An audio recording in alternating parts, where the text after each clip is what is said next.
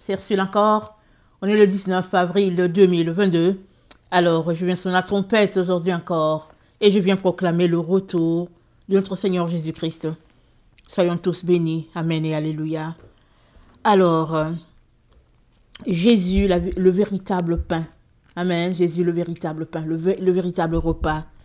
On va lire de Jean 6, le verset 25 au verset 57.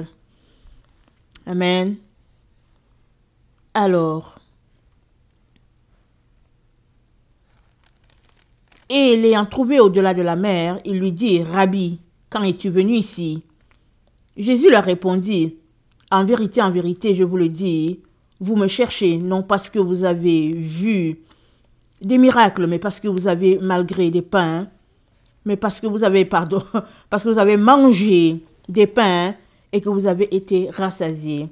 Travaillez non pour la nourriture qui périt, mais pour celle qui subsiste pour la vie éternelle, et que le Fils de l'homme vous donnera. Car c'est lui que le Père, que Dieu a marqué de son sceau. Amen. Alors Jésus-Christ nous encourage, amen, à travailler non pour ce qui périt, mais pour ce qui dure éternellement. Et ça, c'est pas la première fois qu'on entend ça. D'ailleurs, le message de Jésus, ce n'est que ça. Alors, entre choisir d'être béni maintenant et attendre plus tard, c'est mieux de choisir ce qui est plus tard, ce que tes yeux ne voient pas. Ainsi, tu parcourras le chemin des héros de la foi, de ceux qui nous ont précédés, et tu pourras avoir part à ce royaume, amen, pour les gens de lumière, amen. Et un jour, je lisais Esdras, et Esdras posait des questions à l'ange, et l'ange lui a dit, le Seigneur a créé ce monde-ci dans lequel nous sommes pour plusieurs, amen, mais l'autre monde, il a été créé pour une infime partie. Et ceux qui passeront dans l'autre monde, c'est ceux qui se seront sacrifiés dans ce monde-ci dans lequel nous vivons. Amen. Il est donc très important de pouvoir faire ses choix. Et puis, de les faire judicieusement. Amen. De manière à remporter le prix de l'autre côté. Amen. Excusez-moi, je suis un peu congestionnée. Et ça va un peu se faire sentir. Mais bon. Dieu est bon, alléluia. Et lui dire, que devons-nous faire, le verset 28, pour faire les œuvres de Dieu? Jésus leur répondit, l'œuvre de Dieu, c'est que vous croyez en celui qui l'a envoyé. Quel miracle fais-tu donc?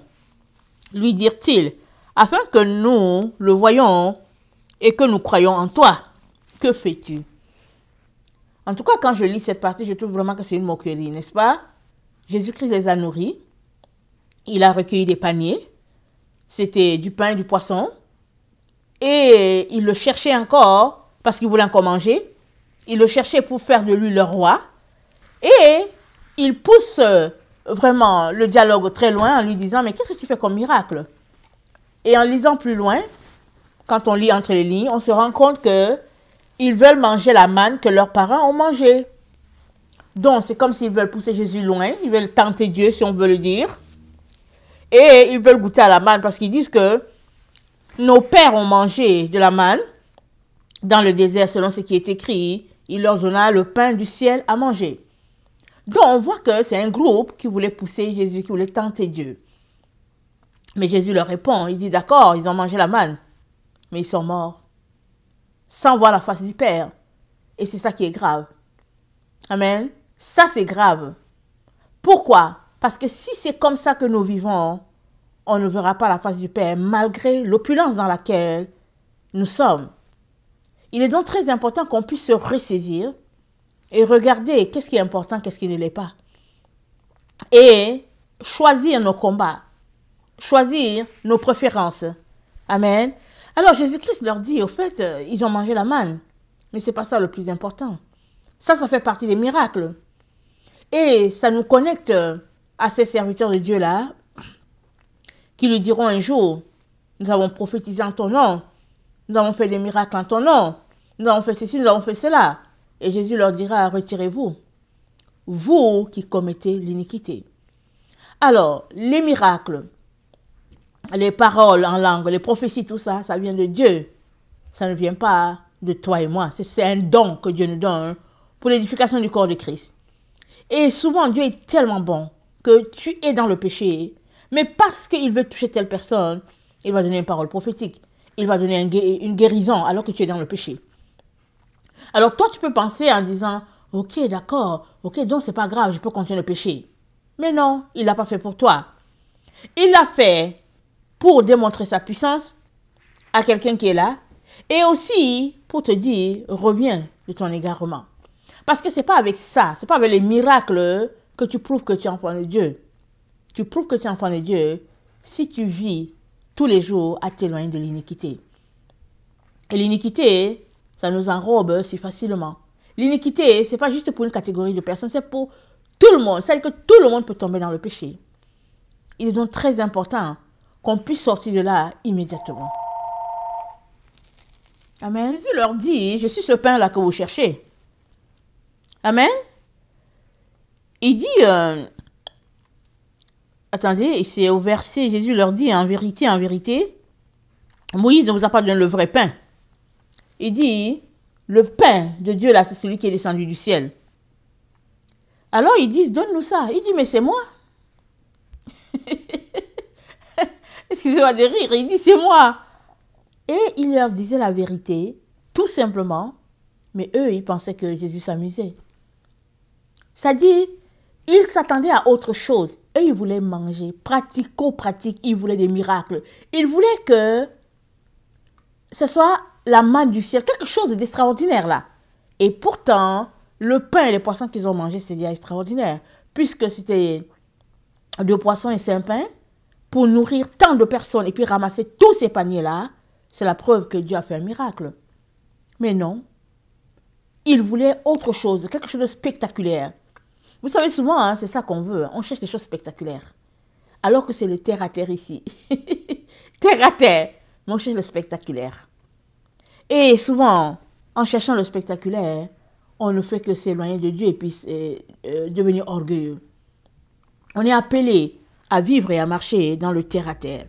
Alors Jésus dit, je suis descendu du ciel pour faire la volonté. Je suis descendu du ciel, non pour faire ma volonté, mais la volonté de celui qui m'a envoyé, le verset 38. Il dit, je suis descendu pour faire la volonté de celui qui m'a envoyé. Or, la volonté de celui qui m'a envoyé, c'est que je ne perde rien. Attendez, il faut que je lise les 3 points que j'ai notés. Il dit, la volonté de celui qui m'a envoyé. Il dit, je suis venu, il a cité 3 choses. Faire la volonté de Dieu. La volonté de Dieu est que je ne perde personne. Et que je les ressuscite au dernier jour. Amen. Alors, vous savez, depuis que Jésus est parti, ça fait plus de 2000 ans. Il y a des corps, en tout cas, qui sont devenus poussière. Et, rappelez-vous, ou bien rappelons-nous, quand notre Dieu a fait voir à Ézéchiel les ossements desséchés, il a dit à Ézéchiel, mais est-ce qu'il y a la vie qui sera là? Ézéchiel a entendu comment ils ont commencé à se rapprocher, comment un vent a commencé à souffler, ça a commencé à se rapprocher. Et Dieu lui dit, je suis le Dieu de la résurrection. Alors c'est ce Dieu-là qui dit que il est venu pour faire la volonté de Dieu le Père. Et après, cette volonté, c'est qu'aucun d'entre nous ne soit perdu. Et le 3e élément, c'est que nous puissions expérimenter la résurrection. Et il dit, les Juifs ont murmuré. Pardon? Ils ont murmuré parce qu'il leur a dit la vérité. Parce qu'il leur a dit, le pain, c'est moi. Il dit, le pain, c'est moi, Jésus. Ils ont murmuré. Pourquoi ils n'étaient pas à la dimension de Jésus? Ils ne comprenaient pas ce que Jésus est en train de faire. C'est pareil pour nous. Souvent, on est tellement terre à terre, on ne comprend pas ce que Dieu fait. Dieu veut nous amener plus loin, on ne comprend pas. On se laisse ronger, manger, la laine sur le dos. C'est toutes sortes d'histoires. On ne sait pas ce que Dieu est en train de faire. On ne comprend même pas d'ailleurs son langage. Alors Jésus-Christ leur dit, nul, le verset 44, nul ne peut venir à moi si le Père qui m'a envoyé ne l'attire, et je le ressusciterai au dernier jour. Donc, pour toi et moi, ça m'envoie le signal que nous devons prier pour que le Père attire les membres de nos familles. Parce que souvent, nous prions, rien. Nous prions, rien. Rien. Donc, prions pour que le Père puisse les attirer à lui. Voilà la formule, il nous la donne. Il dit, nul ne peut venir à moi si le Père qui m'a envoyé ne l'attire. Il écrit dans les prophéties, dans les prophètes, ils seront tous enseignés de Dieu. Ainsi, quiconque a entendu le Père et a reçu son enseignement, vient à moi. Waouh! Et c'est vrai. L'enseignement de Jésus, il ronge nos cœurs. Amen. Il nous ronge. Et c'est une flamme. Quand c'est là, quand tu as connecté, tu ne veux pas laisser ça tranquille. Rappelle-toi la première fois que tu as donné ta vie à Jésus. Tu ne voulais pas dormir. Et puis quand tu voulais dormir, tu disais, attends, je vais encore lire ce passage-là. Ou bien, en tout cas, voilà. Tu te lèves à 3 h du matin, tu prends ta Bible et tu te mets à lire. Tu te mets à lire. Et puis bon, pourquoi? Parce que tu es fou, tu es amoureux de ton Seigneur. Et puis il n'y a rien entre toi et lui. Et le Seigneur nous dit que c'est comme ça que nous devons nous comporter. De manière à ce que ce soit l'Esprit Saint qui nous enseigne. Si c'est l'Esprit Saint qui nous enseigne, on a la direction de Dieu. Pourquoi? Parce que c'est dit que quand il viendra, il nous conduira dans toute la vérité. Il ne prendra pas ce qui est à lui, il prendra ce qui est au Père et il nous l'enseignera. C'est ça que l'Esprit Saint vient faire. Il vient asseoir en nous le Père et le Fils. Amen. Alors, il dit, il rappelle, il dit qu'écoutez, vous courez après la manne là, vos pères sont morts dans le désert. Vous courez après les miracles là, il y a des gens qui ont eu des miracles et puis qui ne sont pas arrivés. Moi souvent j'entends ces témoignages là, des gens qui sont allés au ciel, j'entends, c'est merveilleux. Et quand je viens d'entendre, j'ai dit toujours ceci, j'ai dit Seigneur, s'il te plaît, fais qu'avec un témoin si extraordinaire, il ne puisse pas rater le ciel. Je dis ça toujours, parce que il m'est arrivé souvent de penser que parce que les gens avaient fait des expériences du ciel, alors ça veut dire que c'est comme une garantie. Mais j'ai vu qui ont fait des expériences du ciel, qui ont raconté, qui ont écrit, mais qui après avaient une vie clopin-clopin. Et je ne dis pas qu'ils sont morts loin du ciel, ça je ne sais pas. Mais ils avaient besoin de revenir sur le chemin de la vérité. Alors on s'arrête, on se dit, mais comment est-ce possible? Comment vivre un témoignage aussi palpitant? Comment expérimenter tout cela et quand même se retrouver à être loin du Père? Comment? Mais on comprend que on ne peut pas rester éveillé indéfiniment, comme a dit le Seigneur. Amen. Il n'y a pas longtemps, le Seigneur m'a donné l'enseignement. Hein. Il m'a dit, si on est réveillé, on ne peut pas rester réveillé. Sauf si on décide de monter notre montagne. Parce que si tu es réveillé, ok, c'est bon, Jésus arrive, oui, voilà ce qu'il faut faire et tout. Mais si tu ne fais rien, tu retombes dans ton sommeil. C'est la loi de la nature. Alors, une fois qu'on est réveillé, on doit faire quelque chose. Ou bien une fois qu'on a réveillé quelqu'un, cette personne doit faire quelque chose. Et Jésus l'a si bien dit. Il a dit, on ne met pas une lampe sous le boisseau. Question de dire que là où il y a la lumière, elle doit être, en tout cas à la vue de tout le monde. Elle doit être exposée de sorte qu'elle puisse éclairer tout le monde. Alors dans ce cas précis, c'est toi et moi qui devons tout faire pour que nos lumières puissent briller. C'est toi et moi qui ne devons pas cacher nos lumières.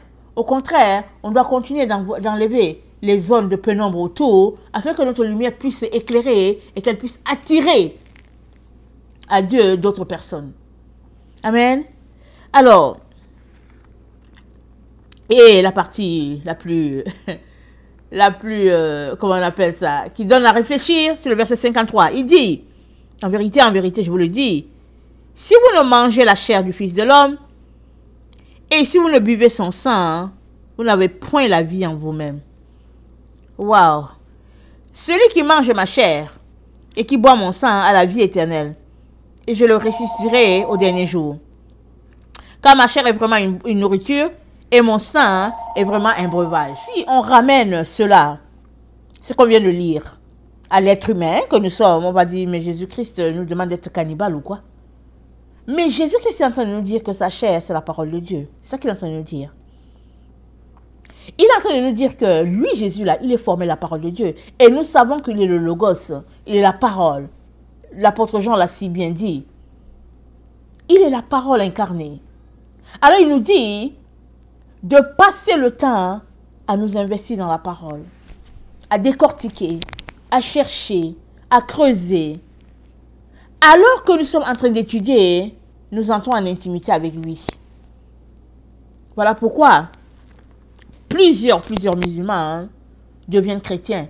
Parce qu'ils lisent le Coran, ils n'ont que des bouts de vérité, mais ils arrivent à se poser la question pour dire, mais c'est qui est Issa? Issa, c'est Jésus. Ou bien ils disent, mais si c'est Mahomet qui est notre sauveur, mais pourquoi est-ce que Jésus-Christ est dans notre Coran? Ou bien ils vont dire, mais si c'est Jésus qui revient pour juger le monde, mais pourquoi est-ce qu'on doit adorer Mahomet? Ils se mettent à poser des questions comme ça, hein? Et Jésus les visite. Ça, c'est ceux qui posent des questions. Mais ceux qui ne posent pas de questions, alors ils récitent seulement le Coran et puis finalement, il n'y a aucune interaction. Mais à partir du moment où tu commences à poser des questions, il y a quelque chose qui se passe dans le monde spirituel. Et Jésus vient se révéler à toi. Mais pour poser des questions, il faut étudier la parole. Amen. Il y a des gens qui donnent leur vie à Jésus, juste en lisant les livres du bouddhisme. Pourquoi? Parce que là-dedans, il y a des vérités qui sont, parce qu'ils n'ont pas toute la vérité, ils ont des bouts de vérité.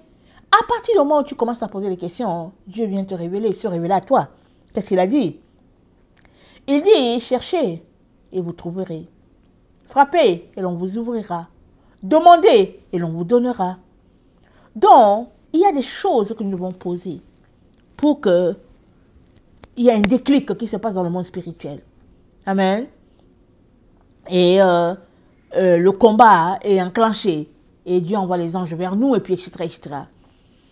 Donc, Jésus-Christ est en train de nous dire qu'il est le véritable pain. Alors, le pain, cette semaine on est dans le pain sans levain, n'est-ce pas? Alors, il ne faut pas qu'il y ait de l'infection, parce que le levain, c'est symbole du péché. Alors, il ne faut pas qu'il y ait du péché. Il faut qu'on vive clean, c'est-à-dire propre. Et Jésus-Christ, ici, vient ajouter un plus. Il nous dit de manger la parole, de la manger, de l'apprécier. Et rappelons-nous, il a dit, je me tiens à la porte et je frappe. Si quelqu'un entend ma voix et m'ouvre, j'entrerai, je souperai avec lui et lui avec moi.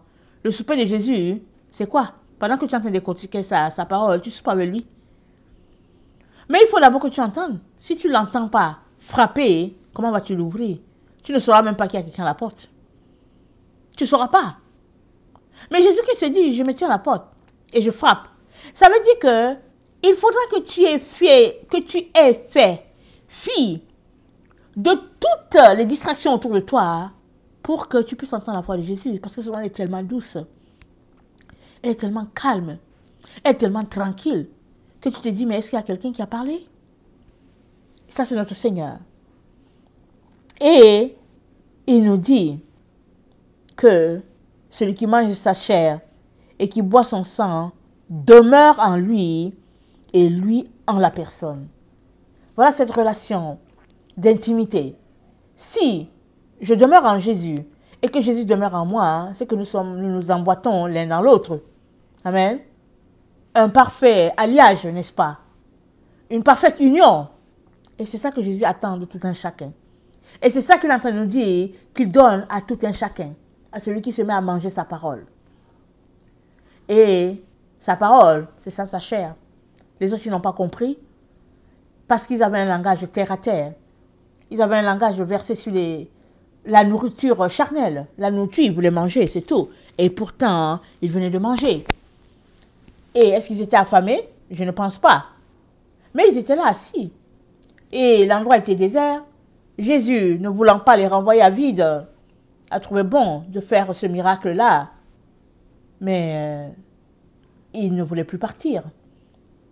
Parce que eux, ils calculaient matériellement, ils calculaient comment ils allaient le prendre pour faire de lui leur roi. Et comme ça, ils auront la nourriture à profusion.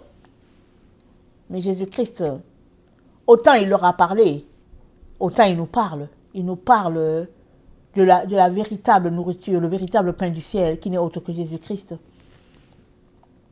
Alors, moi, j'entends beaucoup de gens qui disent que oui, la Bible, elle n'a pas tout ce qu'il faut. La Bible, c'est pas toujours toutes les paroles. La Bible, ça dit qu'ils vont te dire quelque chose. D'accord, il y a des bouts qui manquent. C'est pas grave. Va lire d'abord. Si tu ne lis pas, tu ne sauras pas le bout qui manque. Mais parce que tu auras lu, Dieu va te dire, va à tel endroit, tu vas trouver tel autre bout. C'est comme ça qu'il me dit. Et ce qui fait que finalement, hein, j'ai compris qu'il faut que j'aille dans la Bible hébraïque, il faut que j'aille lire dans telle version, dans la Bible en anglais de tel côté. Et puis, c'est une question d'aller fouiller pour découvrir qu'est-ce qui est caché là-dedans. Parce que ce n'est pas Dieu qui veut nous cacher la parole, n'est-ce pas? Mais les hommes eux-mêmes, ils ont écrit de manière à ce que les choses soient voilées. Pas grave, le Saint-Esprit est là pour nous éclairer. Il y a des gens qui ont juste un bout de papier. Dans les pays arabes, en Chine, ils ont juste un bout de papier. Ils chérissent ce bout de papier-là. C'est tout, ils ont la parole de Dieu. Alléluia, amen, ils sont heureux. Et nous, on a 66 livres pour certains, 88 pour d'autres, 100 combien pour certains. Mais on est là, on ne lit pas. Et pour justifier notre paresse spirituelle, entre guillemets, on dit que bon, il y a des parties là qui vraiment ne sont pas éclairées. Il y a des parties... Non. Sortons de là. Venons avec ce que nous avons. Et le Père va nous aider. Amen. Moi, par exemple, quand je suis allée acheter ma Bible Tob, le Seigneur m'a parlé dans mon temps de prière. Alors moi, j'ai vu écrit en gros Tob. Mais je me suis dit, Tob, c'est quoi? Ça veut rien dire. Tob, c'est quoi? Alors moi, je l'ai noté. Et après, Tob, c'est après mon temps de prière, que Dieu est en train... Et puis Dieu m'a dit, va chercher la Bible Tob. Alors, j'ai appelé, il restait un seul livre, je l'ai pris. Et à ma grande surprise, il y avait 88 livres dedans, si j'ai bonne mémoire. Et j'étais émerveillée. Et même souvent, je demande pardon à Dieu. Vous savez pourquoi? Parce que ce temps-là où j'ai décortiqué, c'est pas pareil aujourd'hui. Et j'aimerais retrouver cette ardeur-là. Parce que je me réveillais en pleine nuit.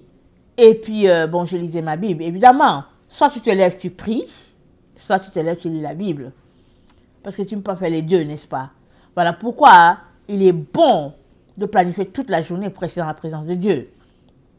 Que ce soit pour prier, que ce soit pour lire, c'est agréable pour l'Éternel. Alors, il est aussi très important qu'on puisse souffrir avec lui. Amen. Dans la consommation de la nourriture, il est important qu'on souffre aussi quand on boit son sang.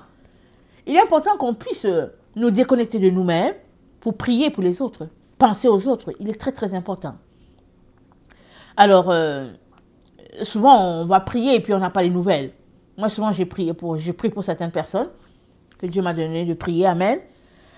Alors, quand j'entends parler de ces personnes-là, je regarde tout de suite. Amen. Sur Internet. Parce que je ne les connais pas. Mais un jour que je priais, le Seigneur m'a dit, prie pour telle personne. Exemple.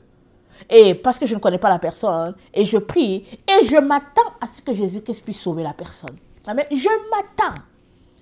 Alors, quand je vais, que j'écoute les nouvelles, quand elles sont trop négatives, je me décourage pas. Je dis, ok, d'accord, je continue de prier.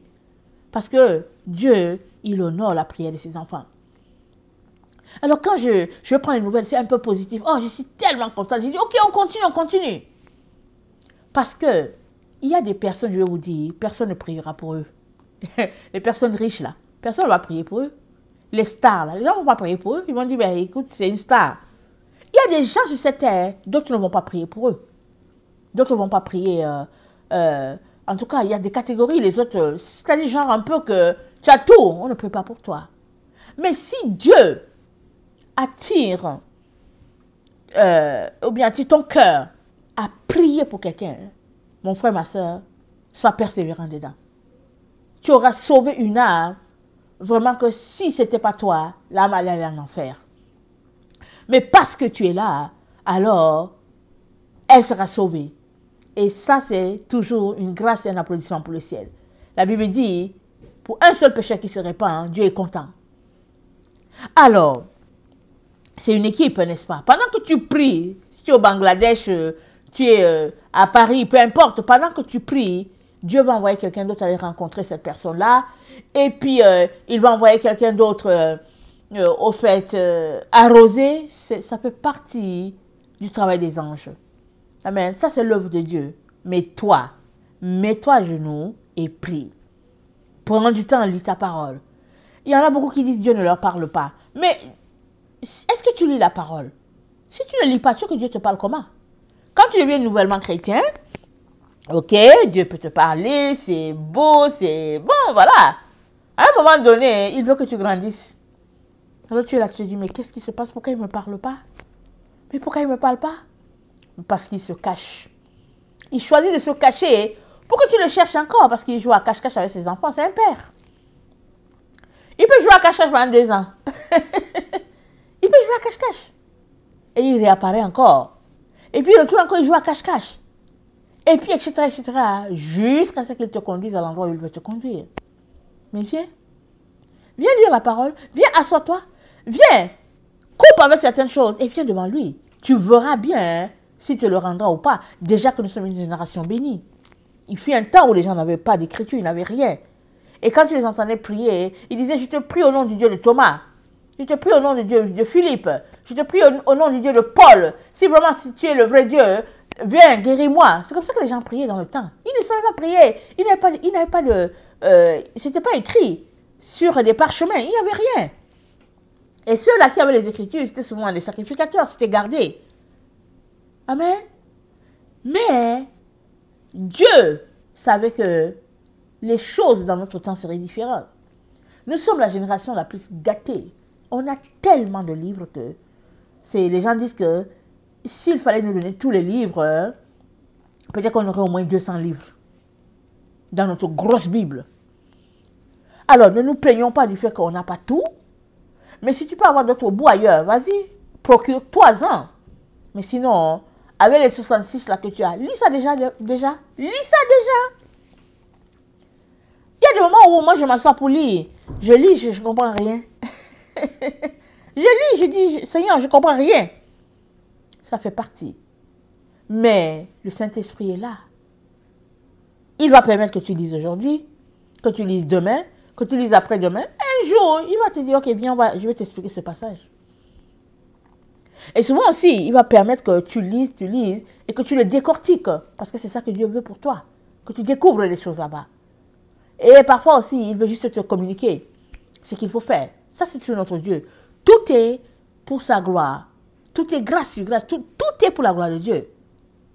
Mais il est important qu'on puisse nous délecter de sa parole. Qu'on puisse la manger. Qu'on puisse la dévorer. Amen. Parce que c'est Jésus-Christ le véritable pain. Amen. Que le Seigneur bénisse sa parole. Je vous aime beaucoup. Et Dieu davantage. Maranatha, Jésus revient. Amen et Amen. Alléluia.